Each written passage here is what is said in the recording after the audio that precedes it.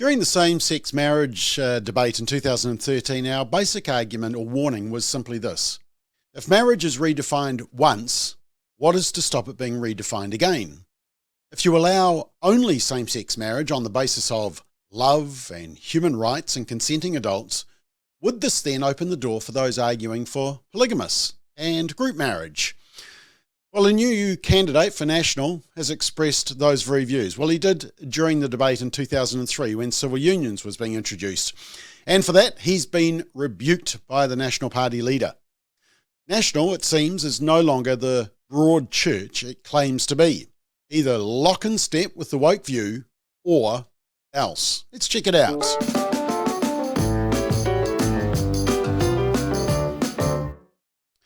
So here's the inconvenient truth. The same arguments used to justify same-sex marriage can be used to justify polygamy, adult consensual incest, group marriage, and so on.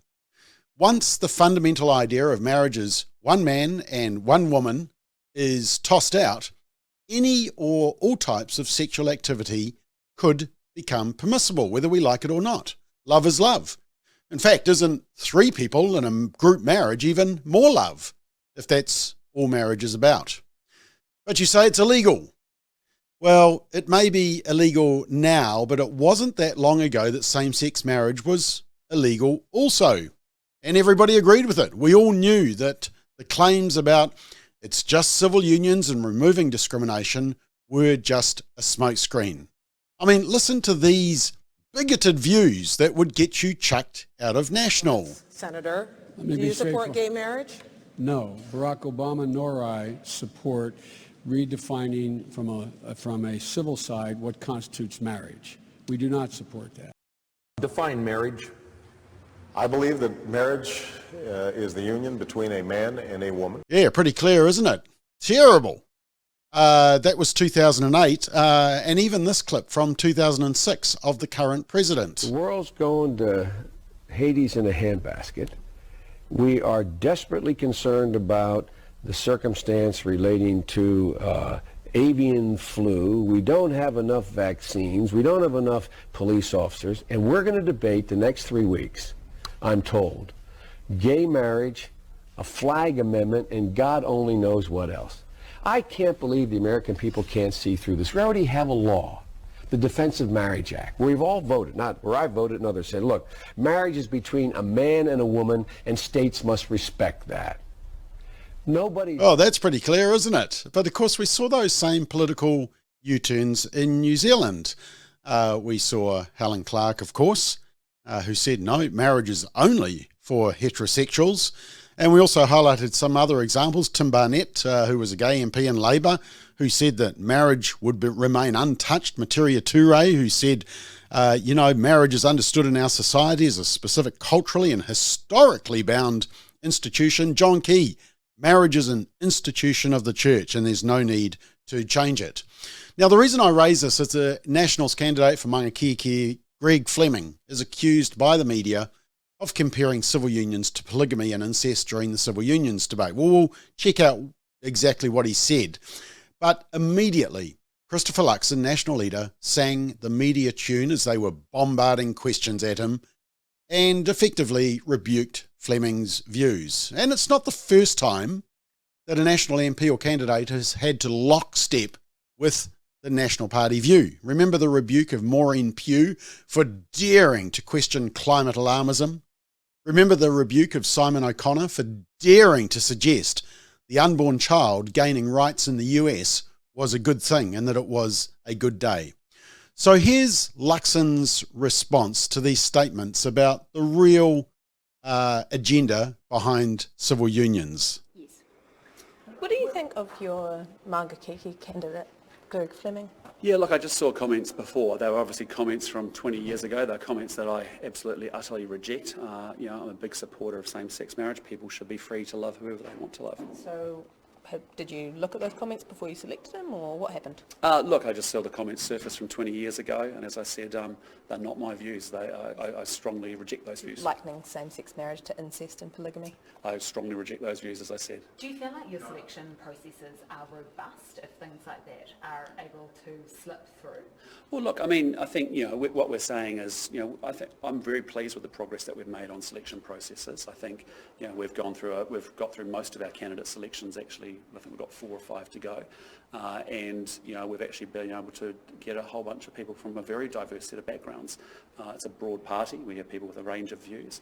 Again, on this particular issue, these are comments from 20 years ago. I haven't had a chance to see what... Would you Have you asked him... the selection process to pick things like that up? Well, typically it has been. It's been actually a very good process where we've been able to identify areas of comments that people have changed their positions on, say, from 20 years ago, and they actually articulate those views and where they are today and bring those issues forward. Have you asked him whether he has changed his position I from haven't 20 years spoken ago? to him. I haven't had a chance to do that. But all I'd just say to you is those are comments that are not comments that I hold at all. Do you see a need to clarify whether those are his current views? I think it would be important that he does come out and clarify that. Yeah. How concerned are you? Yes, are those his current views? I mean, the media are saying, how dare you pick a candidate with views?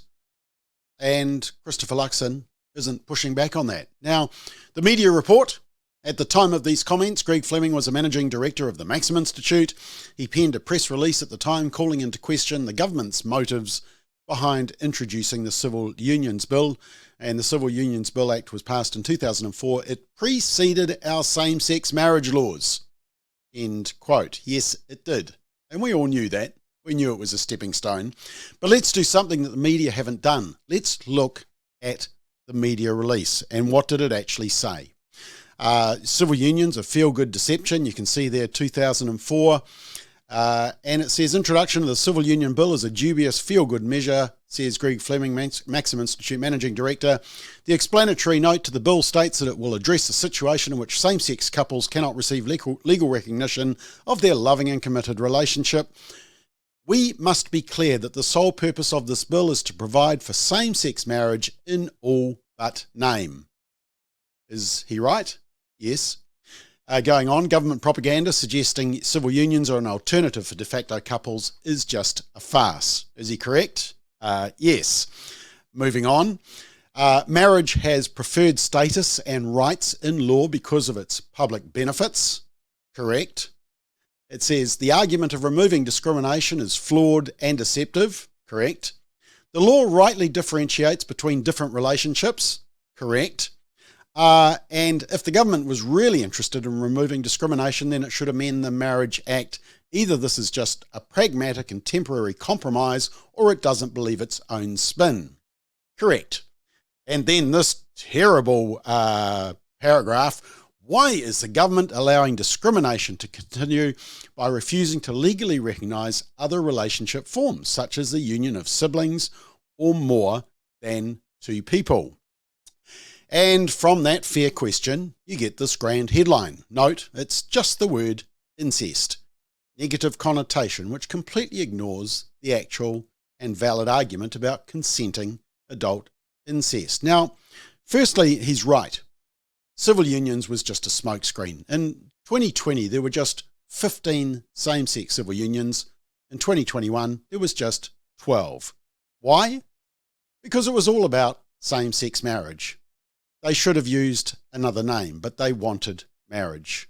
Marriage equality, it's all about love. Love is love. Now, nobody can deny that there aren't pushes around the world for group marriage and polygamy, which is already present in some societies and religions, even here in New Zealand. In 2017, the Ministry of Social Development said a second wife in a polygamous marriage may be entitled to a sole parent benefit. In 2014, it was revealed that Auckland ratepayers were subsidising an event promoting polyamory for those who want to relate to more than one partner and non-monogamous marriages. And of course, it just gets wackier, as we've seen. We've seen New Zealand media talking about marrying fictional characters and even marrying yourself. And of course, there are people who have married rocks and married bridges. But what about the consensual adult incest?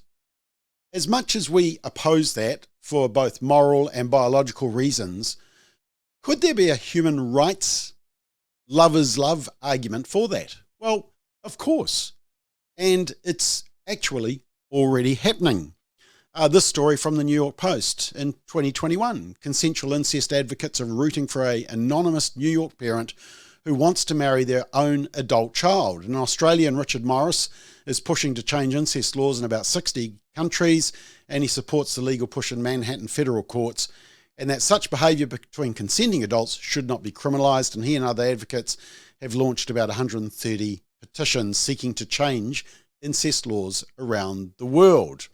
And then in 2010, let me show you that one, 2010, the LA Times had this heading: ABC News asks if incest between consenting adults is okay on Facebook. And they asked the question because of this story. A Columbia University professor accused of incest with daughter. Teacher says sex was consensual as the Swiss consider lifting the ban against adults. And just before you move away from it, closer to home, remember this story in 2014? The then ACT leader, Jamie White, stood by his comments that incestuous relationships between consenting adults should not be illegal, and says it would be intellectually corrupt of him not to be honest when asked such questions. In fact, I did a bit of research, worldpopulationreview.com, and it shows this graph in the following countries incest is legal. I was actually quite surprised. Belgium, China, France, although there's moves to last year to ban it, Japan, Latvia, Portugal, Russia, although marriage is prohibited, South Korea, and there are many others. Look, Fleming was right, and he still is right. But this analysis must be shut down in the National Party. It is true that marriage by definition is discriminatory. In fact, the current marriage law discriminates. A homosexual cannot now legally marry, but neither can a lot of other people under the previous law. Before the gay marriage law came in, sure, same-sex couple couldn't marry, but a 5-year-old boy couldn't marry. 3 people cannot get married to each other. A married man can't marry another person. 2 old aunties living together can't marry. A father cannot marry his adult daughter. A football team cannot enact group marriage. The list is endless. The Marriage Act still discriminates. And in the 2013 debate, we said in our pamphlet that was very popular throughout the country, we said this, down the bottom there: if marriage is redefined once, what is to stop it being redefined again? Allowing only same-sex marriage on the basis of love and commitment would then open the door for polygamous, polyamory, and consensual adult incest-type marriages. Why would discrimination against these loving adults be okay? They may be illegal now, but it wasn't that long ago that same-sex marriage was illegal also. Now, I note actually at the top of that in our pamphlet, we warned that banning mother, father, husband, wife would be next on the agenda. Well, sadly, our prediction has been proved true. In fact, saying that only women can be mothers and get pregnant can now get you banned on Twitter and cancelled by the media. If you think this whole debate and the attack on Greg Fleming, the capitulation by Christopher Luxon on marriage and abortion and gender identity ideology is just about the right for same-sex couples to get married because love is love, think again. You may be asleep. Now we have drag queens targeting children with sexualized performances and children being told they can change their sex with chemicals, castration and preferred pronouns, and that they have more than 200 sexualities to play with. The weakening and redefining of marriage was just the start. But if you hold that view in National, you are persona non grata. The real issue is, where do social conservatives vote in order to have a voice in Parliament? The options are fast disappearing, and that should concern us all.